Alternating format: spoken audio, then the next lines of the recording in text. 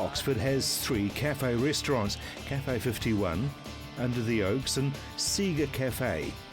I was going to talk to Jo Seeger about her life in the best little town in New Zealand, but she's not here. She's taking a cooking tour to Italy. So while producer Dave headed off to find a plan B, I took Cameron and Hayden for a tiki tour down the main street. There's Emma's of Oxford. Some say it's the best little bookshop in Canterbury. Here's the Queenette Dairy, 5 stars with a generous double dip ice cream. Wilhelmina's shop and gallery features the work of Canterbury artists and well worth the visit. The old post office is worth a look as you walk past, but don't go in because John lives there. Yes, he really does. And of course the Oxford Fire Station. Yeah, the Oxford Fire Station. Well, it's opposite the park where the farmers' market is held. The old Oxford lockup. Everything you need to know about it is right here on this. And there's also the observatory at the Oxford Area School. Now this, I do have to take a look at.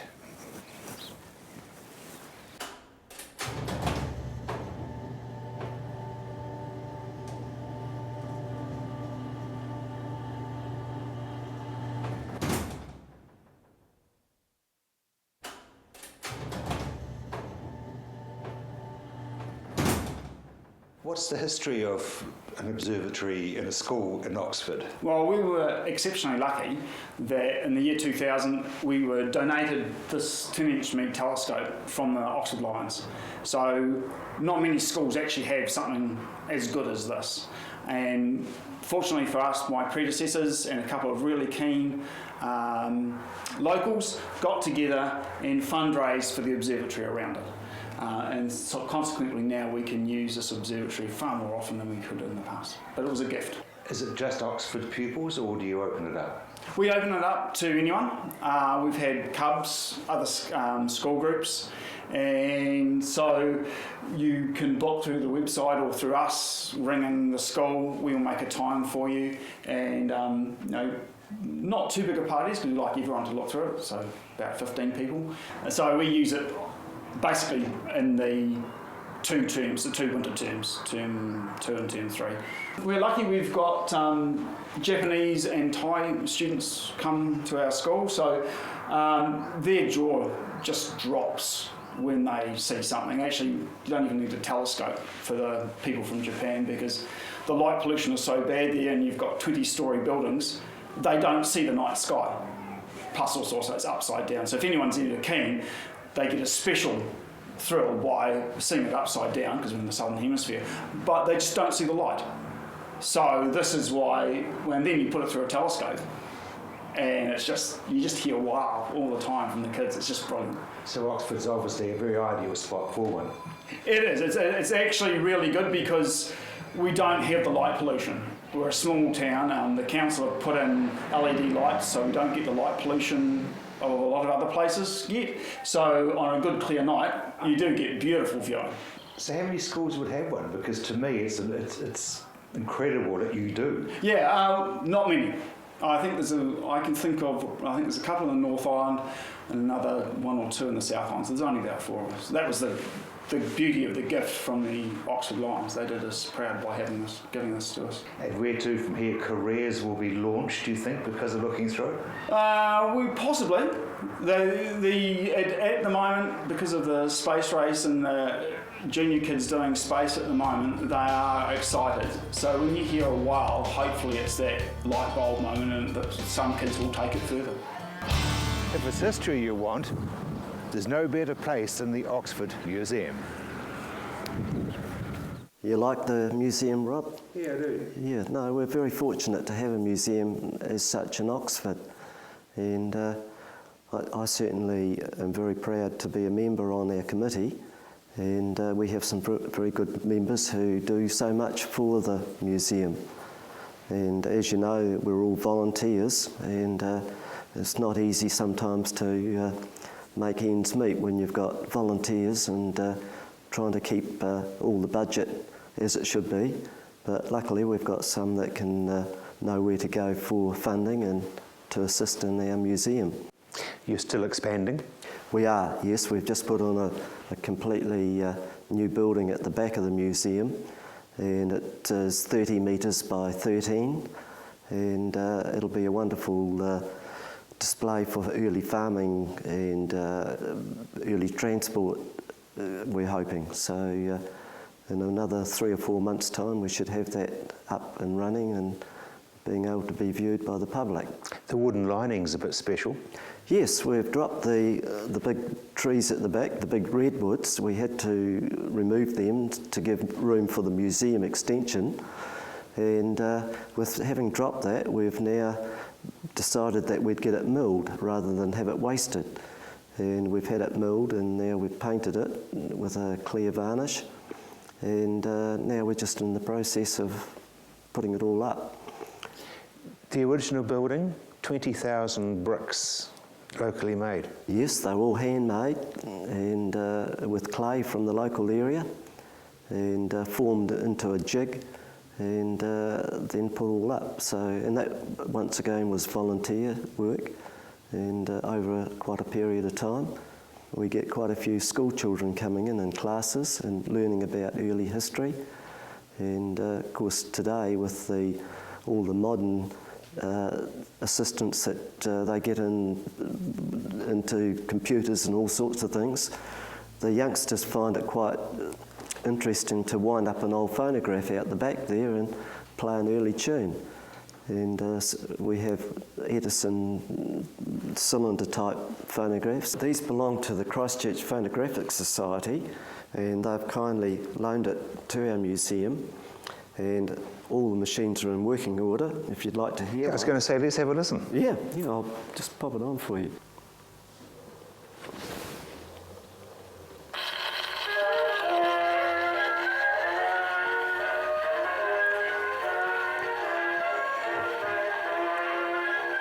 (1928). Yes, yes. They're actually a New Zealand-made box for that.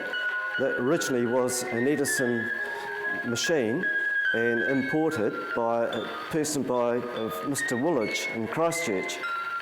And he made the box as a compact setup, and hoping that he sent the box back to the US, and Mr. Edison had a look at it, but he didn't. He didn't order any. Going ahead. No. Yeah. Well, we've certainly come a long way, haven't we? Yeah, we have. Yes. Yeah. Coming up, I visit Ribblesdale Country Garden.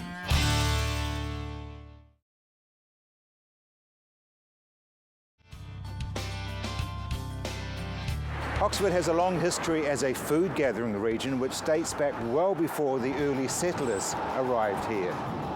Today that history continues with the cafe restaurants and the farmers market held in the main street every Sunday morning. An abundance of fresh and cooked local produce blends with the international flavours of traditional quality pies, pastries and artisan food. A short stroll down to Burnett Street is the Oxford Craft Market, now located in the fitness centre, while its former home, the Oxford Town Hall, is closed for earthquake repairs. Ribblesdale Gardens is the location for the annual Oxford Garden Fete, which is held this year on Sunday, November the 2nd from 10 till 4. The Ribblesdale Gardens started 35 years ago, originally from a beer paddock. From my parents started the garden after the house was built, and it was a beer paddock. It was actually my dad's run-off block from the dairy farm. So the fertility was good? Yes, good fertility, yes, definitely. But it was a beer block apart from an old derelict house. The leftover of the railway track was actually along the main Oxford Road. And apart from that, a couple of old pine trees. So when did you pick it up and take it on? 20 years ago. My husband and I and 3 sons who've all now grown up and left home, and we've been here 20 years, and the garden's probably extended and developed more. And Gardens have a habit of doing that, Denise, don't they? You start off with an area and then gradually you put another room on. yes. And I think the fact that Mum and Dad started it, it's got age on the garden, and it's intriguing now, and the maturity's great. Shelter is obviously very important. Shelter is very important, especially in Oxford. We're 300 metres altitude, and we get harsh winters, hard frosts, hellish nor'westers, and so the shelter's fantastic. And it's developed a microclimate, so I can have some lovely ornamental plants now. Take us for a wee journey, because there are several rooms. I mean, we've got one in here we're in at the moment, which is rhododendrons and such. Yes, rhododendrons. This is the park area, and we've left a big room because it's room for a marquee. We love rhododendrons and azaleas. My mother planted azaleas in the middle of the garden, and that is very much a focal point in the spring, but also in autumn. The foliage is beautiful, and also with the pin oaks, it just goes on and on. You mentioned marquee, makes me think of there's a building there with a commercial kitchen in it, so fete and other events.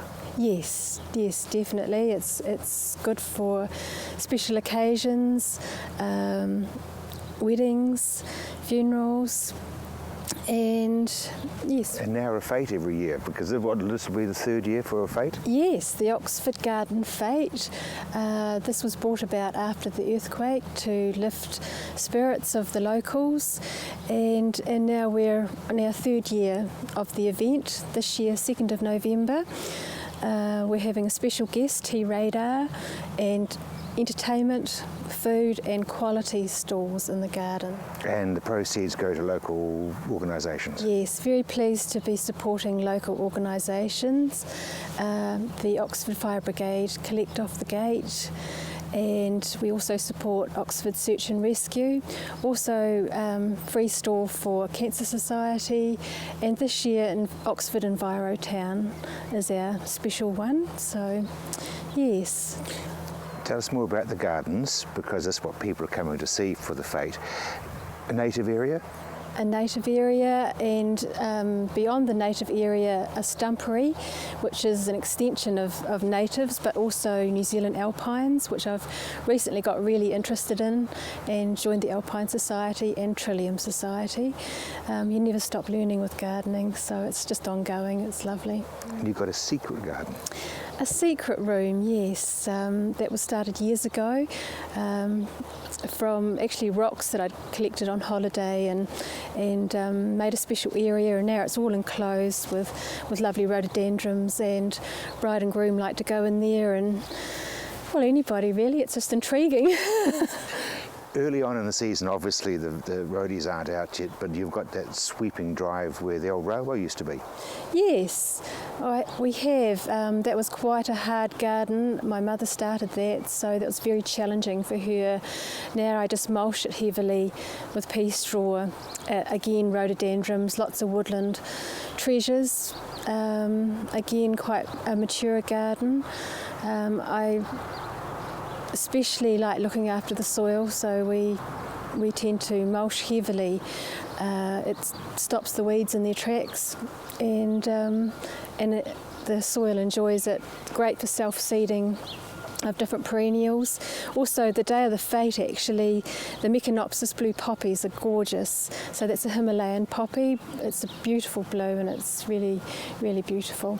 And that's self-seeding in the garden.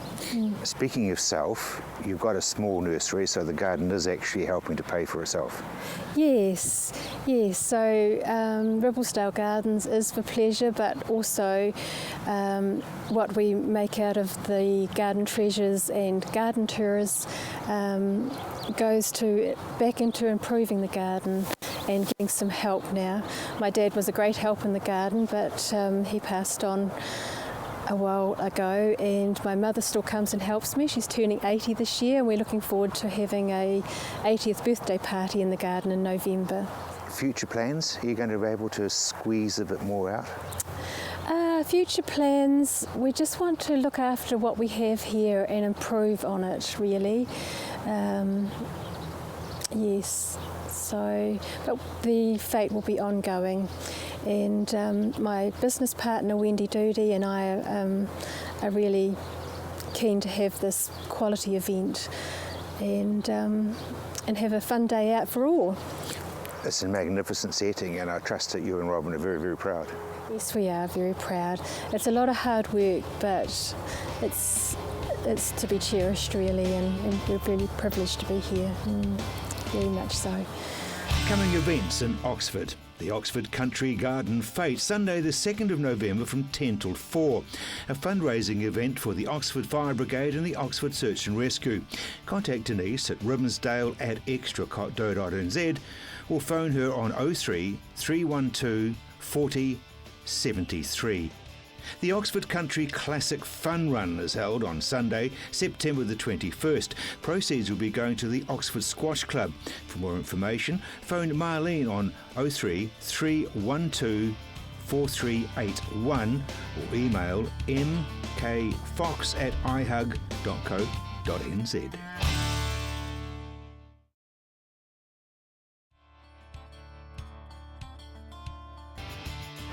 Each week I'll be bringing you an update on the development of Silverstream, and I'll be talking to the partner companies who are working hard on making the Silverstream vision a reality. For John and Fred, developing large-scale projects is their family business. They began working together in early 2000, working on projects in Australia, but for John the family business began much earlier. My grandfather started in 1956, building a small shopping centre, and then my mother went on to larger shopping centres, and then we came to New Zealand. And Fred's been in development and building for all his life as well. So we've had a bit of time doing this work and a few grey hairs. Yes, we've been together for about 12, 13 years now, really starting off as a family friendship. Discovering that we had varying skill sets that overlaid with each other was actually quite dynamic and actually complementary. So we thought, well, let's work on a few projects here as opposed to just in Australia.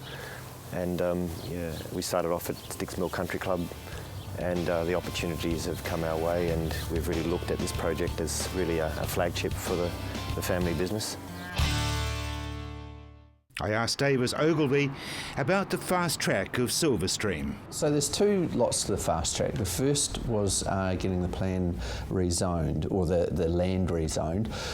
That was done by rewriting a rule in the district plan called Residential 7, which basically took into account all of Silverstream. So that enabled the land to have a zoning that could be developed. Once that was underway, there was a memorandum of understanding drawn up between Environment Canterbury, Waimak District Council, Sierra and H Investments Limited. And that was basically an agreement where they all got around the table and said, right, we've got to get this thing through as fast as we can. We all need to work together in everyone's best interests to get sections available and house sites available for construction. So it basically meant that the normal rules from the Resource Management Act and normal processes that we go through were not so much relaxed, like the same standards were met, but they were allowed to go along concurrently. So we didn't need to get subdivision consents before engineering approval and before construction. It could all happen at the same time, all in accordance with the appropriate standards and good engineering practice and good surveying practice. The job was fast-tracked through the Sierra process. That gave us a time frame of 18 months to deliver 550 sections. Anyone that knows construction means it's a pretty hard task in anyone's language. The job had a number of complexities, predominantly due to known flood hazards. So it meant we had to do a significant amount of earthworks over that time frame to deliver the sections. And in fact, over 300,000 cubes of material were shifted to create suitable building platforms and to manage the flood risk. And certainly you'll notice the subdivision sits in some areas a couple of metres above the existing Kaiapoi township to ensure we've got appropriate mitigation. We obviously had geotechnical constraints, and over that time frame we had a lot of changing standards as the earthquake led to changing design standards and codes of practice. So it was certainly an evolving project, and we were pleased to deliver those lots as per the MOU with Sierra. Silverstream has been an interesting project from 2 points of view. First one would be the time. With such short time frames, because the job has been done so quickly, it's been really important that all the teams talk a lot and compare their designs. So one of the main issues there that we had to make sure was done was making sure that our structural engineers were talking to the civil guys and vice versa to get those designs to all match in. One of those areas would have been the electrical undergrounding near the commercial area. We've got all our foundations, the civil engineers have got all their services and such in the site, as well as the undergrounding of the cables, and in some places they were all wanting to go in the same place, so it's really making sure everyone talks to make sure it all fits in and still works properly. This is the commercial block. It's the retail precinct for the Silverstream Village. As you can see, we're doing quite a lot of site work here already. We've actually built the platform up to grade, so what that means is we can actually come straight in and start working regardless of what the weather conditions are. There's other parts of the city at the moment that are quite wet and building sites are pretty hard to get to, but what we have now is basically a dry all-weather site that we can come straight in and get underway with our construction. So what's he doing? He's digging holes at the moment? Yes, so the main part of our building, we've actually got 3 buildings that form part of the commercial precinct, and the predominant building or primary building runs parallel to Silverstream Boulevard here. So what we're doing at the moment is we're just excavating out our foundations, preparing the foundation and the shutters or the boxing, and we'll be pouring concrete, putting steel and pouring concrete, and that process is happening over the next 3 weeks, with the intention being that we will actually have the foundations complete for the main part of the building within 4 months. So it's quite a significant building program. The overall building program is around about 65 weeks, but then we are building 4,000 square metres of building. That's what it's going to look like. Yeah, as you can see the bookend on the end, and then we come up into the 2-storey element of it. So we'll have offices up on that first floor. The gull wing is a good use of different building products and materials. Yeah, I like the schist look too, that's good. Yeah, look at this. Bit of schist, bit of cedar, and a lot of glass. Heb Construction has a good relationship with the Waimakariri Council. Strengthened through Silverstream, absolutely. The Silverstream development was developed through a memorandum of understanding, of which Waimak was a key player in that. So the ties and the relationships were certainly reinforced going through that sort of procurement model where everything's running sort of in parallel. Design was running in parallel, consenting was running in parallel, and everybody was on the same page to get it done. And that really forges some really great relationships. That's Going North for this week. Next week, we'll visit Cust to look at a lifestyle block and a house that wasn't built where it is.